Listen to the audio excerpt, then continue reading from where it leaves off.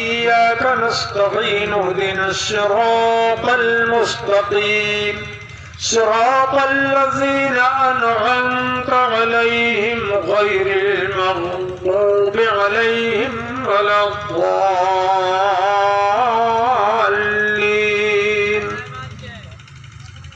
پھر بسم اللہ پڑھ کے الف لام میم شروع کر دی، پڑھتے رہے. اور استاد پہلی مرتبہ ایسا طالب علم انہوں نے دیکھا تھا کہ جو پہلی بار مدرسے میں آیا ہو اور قرآن عظیم بغیر دیکھے پڑھتا جا رہا ہے، پڑھتا جا رہا ہے. ایک پارہ پڑھا، دو پڑھے، تین پڑھے، 18 پارے پڑھ دیے حضرت غوث اعظم نے. پھر رک گئے. نہیں بولو گے سبحان اللہ؟ 18 پارے زبانی.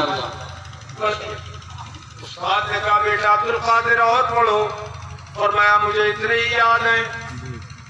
اتنے یاد ہیں، آگے کیوں یاد کیے؟ آج یہ واقعہ ابھی اجل تھے جب میری والدہ کو بھی اتنے ہی پارے یاد تھے، اور وہ جب کام کاج کرتی تھی اور میں ان کے شکم پاک میں تھا، ان کے پیٹ میں تھا، تو پڑھتی جاتی تھی اور میں اندر یاد کرتا جاتا تھا. تو 18 پارے ان کو بھی یاد ہیں، 18 پارے مجھ کو بھی یاد ہیں. علم حاصل کرنے کا سلسلہ اتنا بڑھا کہ چاروں مذہب کے مفتی بن گئے. چاروں مذہب، حنفی، شافعی، مالکی، حنبلی، چاروں مذہب کے مفتی تھے غوث اعظم. مگر فتویٰ وہ اپنے طور پر، اپنے مذہب پر، حنبلی مذہب پر دیا کرتے تھے کہ حنبلی تھے وہ. اسی لیے غوث اعظم رفعین کرتے تھے. امام احمد بن حنبل کے یہاں رفعین ہے سنت، اور وہ ان کے مقلد ہیں، اس لیے ان کو رفعین کرنا ضروری. اور ہم اہل سنت یہاں حنفی ہیں، تو دنیا میں جتنے بھی حنفی ہیں یہ امام اعظم کے مقلد ہیں. امام اعظم رفعین نہیں کرتے تھے، ہم بھی نہیں کرتے. ان کے پاس دلائل تھے رفعین نہ کرنے کے، ہم بھی نہیں کرتے. تو چاروں مذہب کے مفتی تھے غوث اعظم.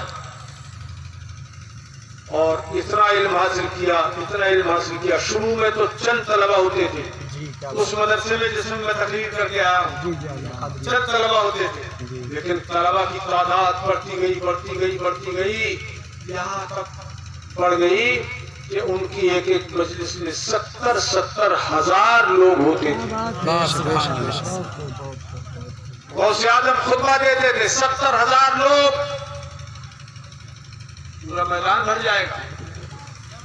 اب اس وقت کوئی لاؤڈ اسپیکر نہیں تھا کہ آواز سب تک پہنچائی جاتی.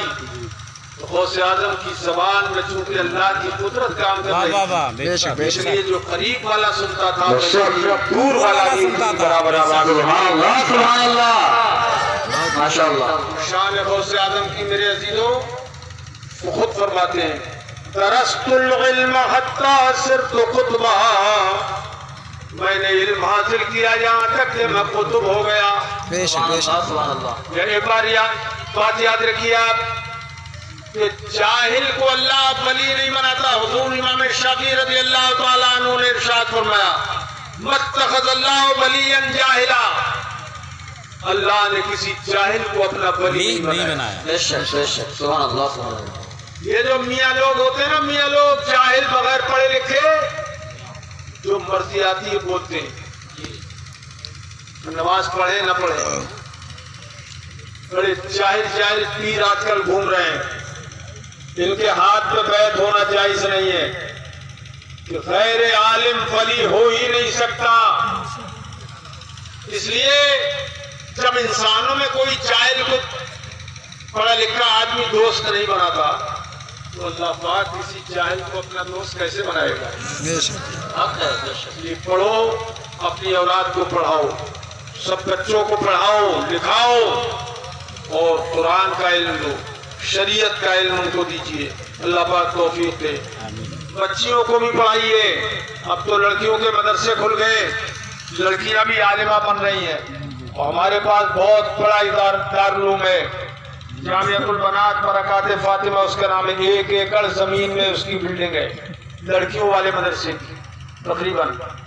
تو ہمارے یہاں لکھیم پور کی بھی علاقے کی لڑکیاں بھی پڑھی ہیں. عورتیں سن رہی ہیں وہ بھی سنیں کہ لڑکیوں کو ہمارے یہاں داخل کراؤ، لڑکے